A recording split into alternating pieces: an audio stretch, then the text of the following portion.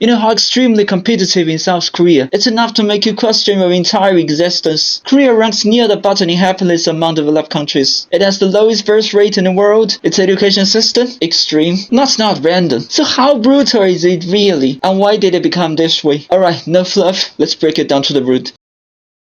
How competitive is a Korean life? From 0 to 12, it looks relaxed. It's not. Private tutoring starts early, and quiet comparison start even earlier. From 13 to 18, the first real battlefield begins. The college entrance exam is not just a taste. It's treated like a life divider. Mess it up, and the recovery window feels tiny. From 18 to 25, round 2. Elite university or not, that gap is huge. Military service, internships, certificates, each one pushes you closer to a big company or locks you out. From 25 to 40, corporate pressure peaks. Promotions are rare, layoffs are real, and by now, family costs start piling up. And after 40, you're not rising, you're surviving. Even in big firms, you slowly get sidelined. Less visibility and less influence. In a word, there's almost no time in life where you can take a breath. And it's not just school or work. People compete on looking, on dating, on social circles, even on visible status signals. Luxury brands, cars, lifestyle. When upward mobility narrows, every signal becomes a weapon. And here's the cruel math. If everyone works harder, no one actually moves up. Your relative ranks barely changes, but your anxiety skyrockets.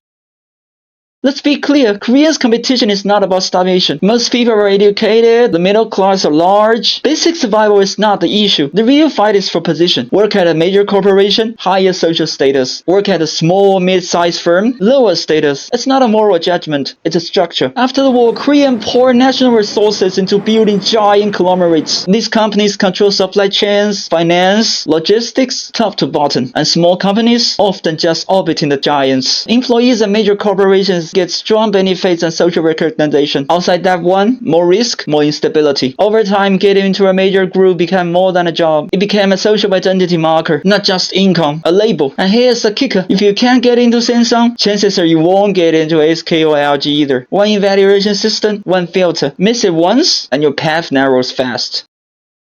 Here's a deeper layer. The extreme competition didn't stop with modern corporations. Historically, the Korean peninsula has high limited land and population density. There was not much room for people who fell behind. During the Joseon era, street Confucian ideology dominated. The civil service exam are almost the only legitimate way to rise. If you wanted to change your fate, you study hard. Society was small, transparent. Everyone could see who's ahead and who was not. So the competition was not just about survival. It was about dignity. Success means social approval. Failure felt like social invisibility. That mindset didn't disappear. In the early 20th century, rural self-governing structure collapsed. Traditional buffer layers vanished. But modern safety nets, like strong unions or welfare systems, didn't fully replace them. Then came the post-war era, external threats, internal instability, a deep sense of insecurity. The national story became simple. If we don't push harder, we disappear. Working non-stop wasn't just ambitions. It was framed as responsibility. Over time, that pressure moved inward. National anxiety turned into self-pressure. Fast forward to today, the country is safe, the economy is strong, but the high-pressure system didn't alter it. You raise university competitions, companies lose the filter, they resist. Reduce corporate concentration, big groups lose benefit, they resist. Relax marriage expectations, families feel uncertain returns on decades of investment, they resist. Everything is tied together. In Korea, survival security, social dignity, and life validation are all linked into one narrow road of visible success. This is not just culture, it's a structure that keeps reproducing itself.